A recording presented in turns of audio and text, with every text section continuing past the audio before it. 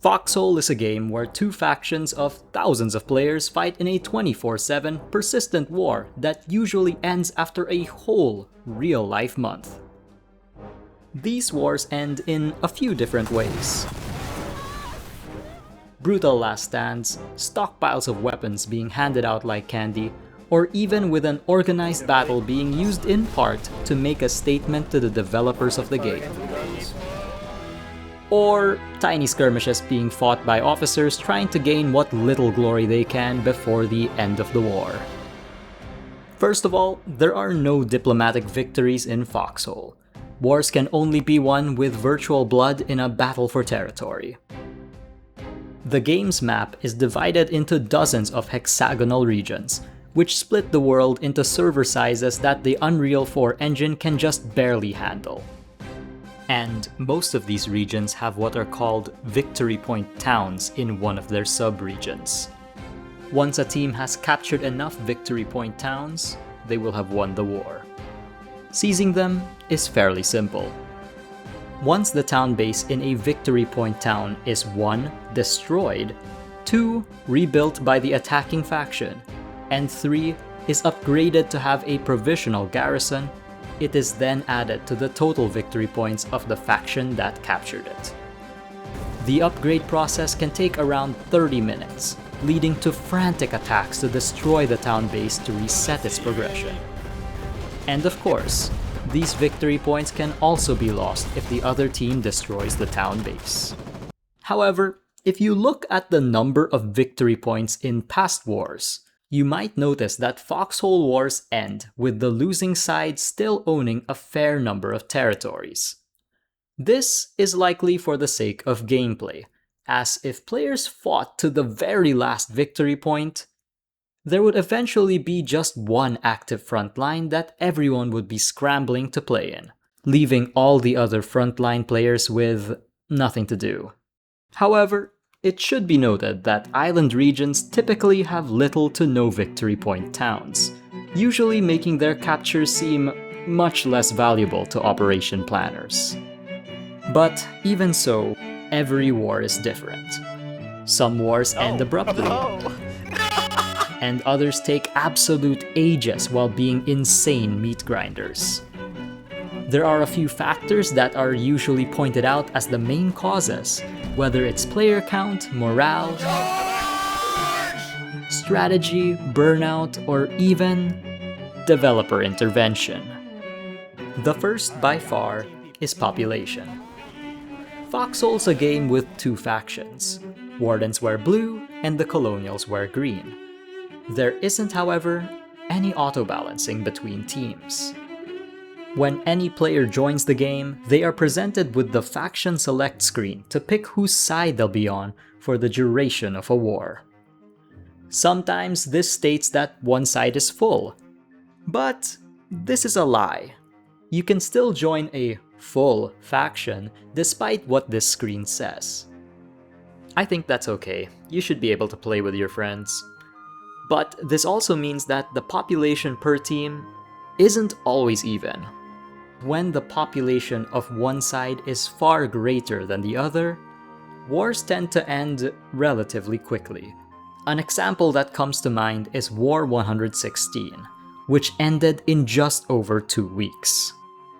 But when the population is high and fairly even throughout on both sides, sometimes you can get a long-lasting, eventful, absolute meat grinder of a war.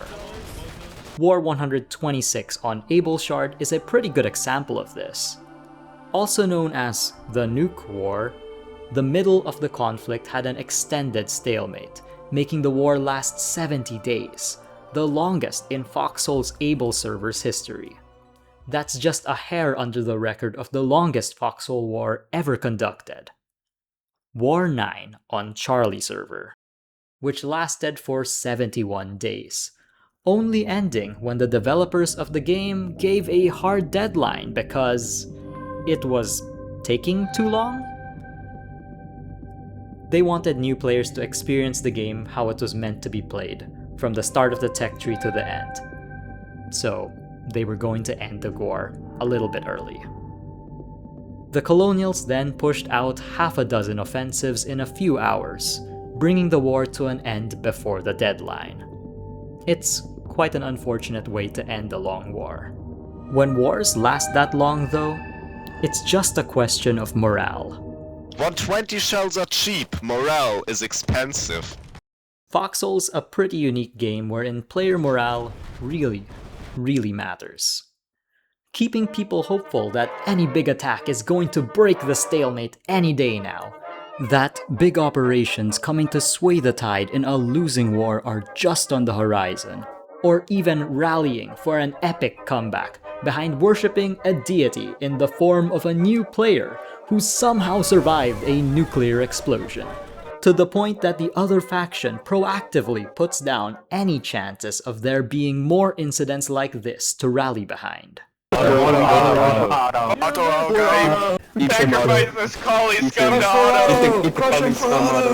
This need for morale boosts tends to lead to a lot of propaganda posters. Logistics statistics, cool operations, or just plain posts. They come in all flavors to get people to fight to the end. Of course, blows in morale can happen too. Oh yeah! Go get it, boys! When large, seemingly unbreakable bases fall, Pearl Harbor incidents, or the simultaneous destruction of every single concrete airfield owned by the colonial faction happen, morale can drop and burnout can set in, which is something unavoidable in long, drawn-out wars. However, the loss of big bases or massive stockpiles doesn't always mean that the end is near. There was once a major Warden comeback that occurred in War 93, wherein the Colonials had taken 30 of the required 32 victory points, only to be beaten back by the Wardens at the very end. The numbers 30-32 has since served as a rallying cry when the Wardens get pushed to the very edge of defeat, with memes about Steiner's counterattack arriving soon. A comeback of this gravity would never be achieved again, by either side. Incidentally, while the stars did align to end War 93 in the Warden's favor, it would also make one of Foxhole's more prominent players at the time live up to a promise that he made: to eat a shoe if the Wardens came back from this. Don't eat shoes, it's bad for your health. Although, the euphoria from War 93 wouldn't last. Soon after, the Colonials achieved a 6-war winning streak. This, however, wouldn't be the end of comeback wars. Strategy would play a big role in the future. While there were a few more attempts at these type of success stories, nothing sticks to me quite like the struggle of War 117. With the introduction of large ships like battleships and naval landing ships during the naval update in the previous year, there had been some arguments in the community about whether naval gameplay was just role-playing and didn't contribute much to the wider war effort, or if these new ships were viable in turning the tide of a war at all. Look at all the boats, there's not enough boats! So, in War 117, the Colonials would invest heavily into ballistic rockets, or as the community called them, nukes. These weapons could wipe out entire towns, making them unusable by either side for the rest of the war. However, these rockets used the same major resources that large ships did, called rare metals. This gave faction-wide choices for where they should be allocated to, as is the dev's vision. The Wardens at this point had traditionally invested heavily into their navy almost every war, and with them on the losing end of this one, the navy's viability was brought into question. The Warden naval regiments then conducted a couple of massive, coordinated naval invasions attacking the fortified island peninsula of the Fingers, eventually taking the region's capital.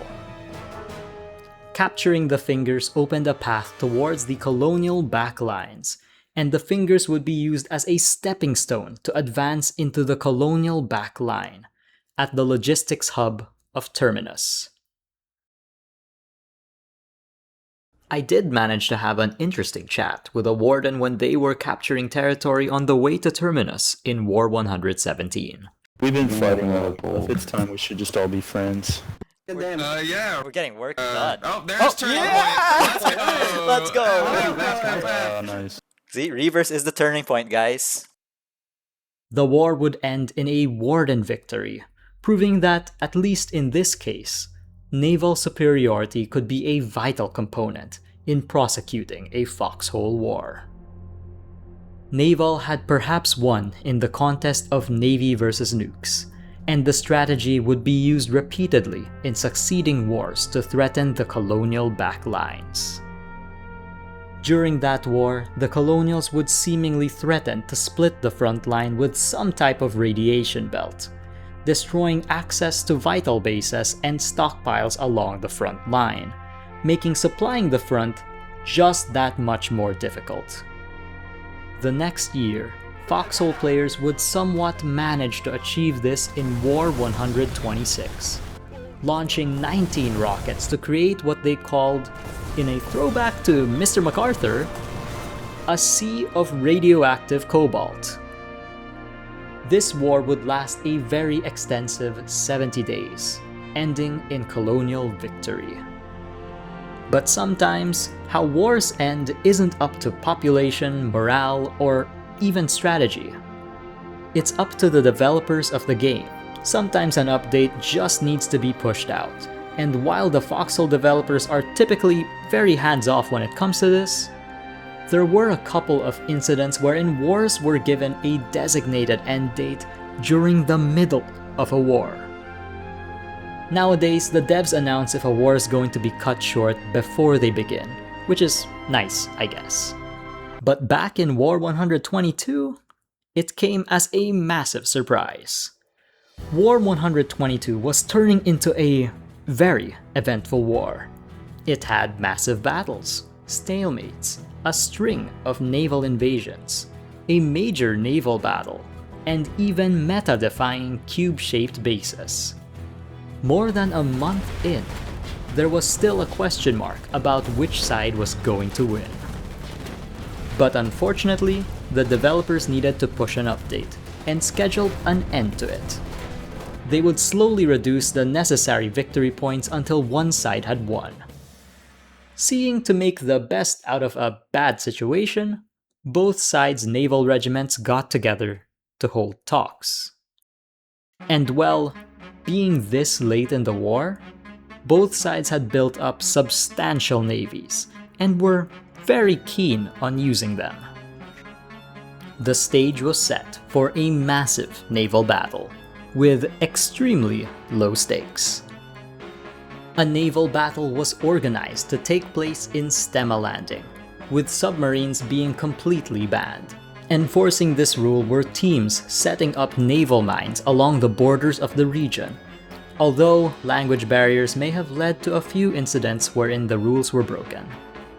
The last several hours of the war would be framed by the sinking of dozens of large ships across the map. Battleships would engage in direct fire broadsides, an event that generally didn't happen during actual Foxhole wars, due to such an attack being wildly, strategically irresponsible. Plenty of senseless ramming attacks were conducted. One regiment brought out 8 landing ships at the same time in a ridiculous invasion. Even a large logistics ship, which somehow strapped a tank to its deck, joined in the fighting, leading to some boarding action. Board this up! We can get it! Board this up! Board this up! Get on! Get on this up! Get on this up! Everyone on this up! Everyone on this up! Get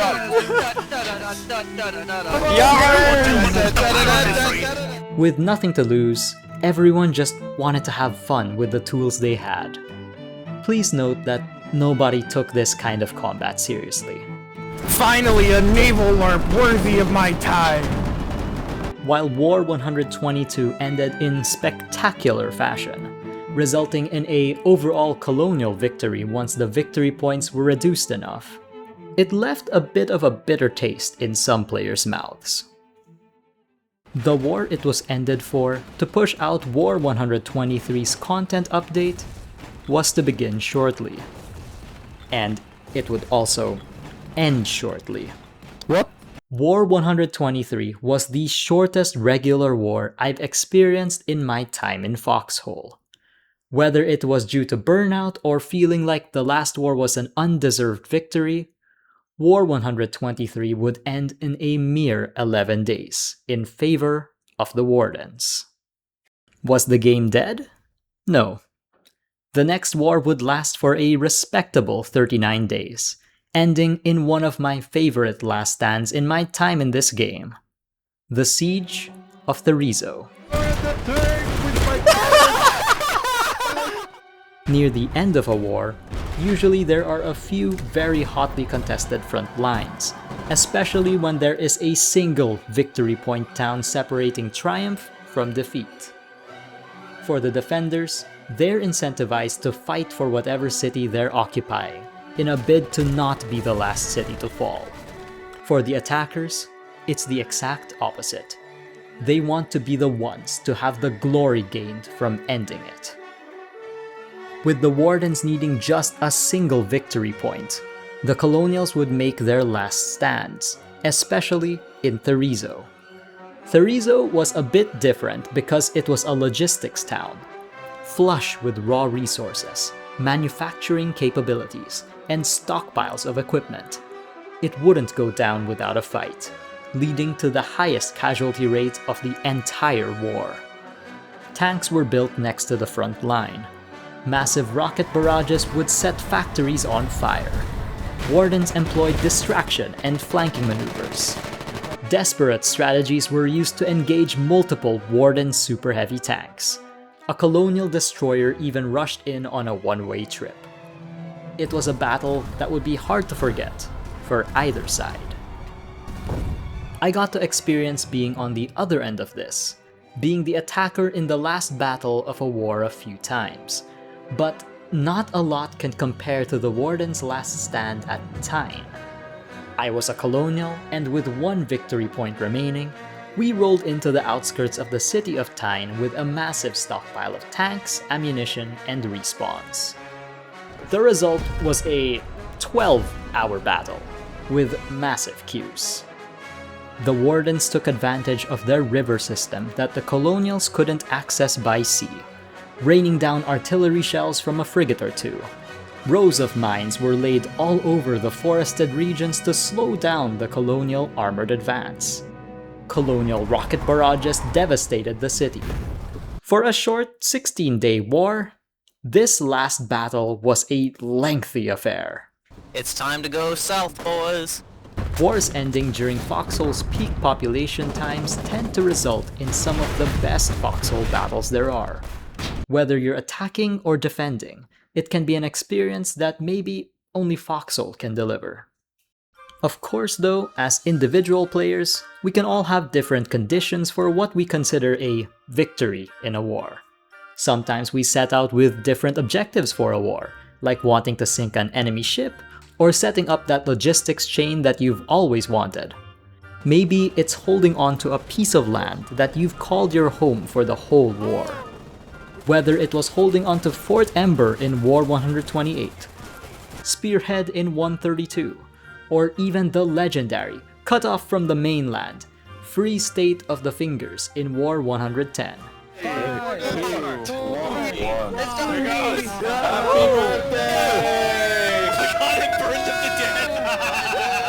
Praise God.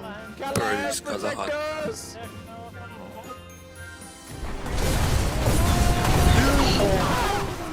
We have different goals that we can call at the very least a victory for ourselves.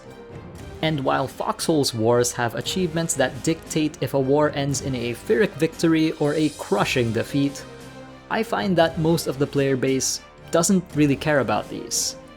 It's the stories that we make that matter the most. Just a bunch of buoys.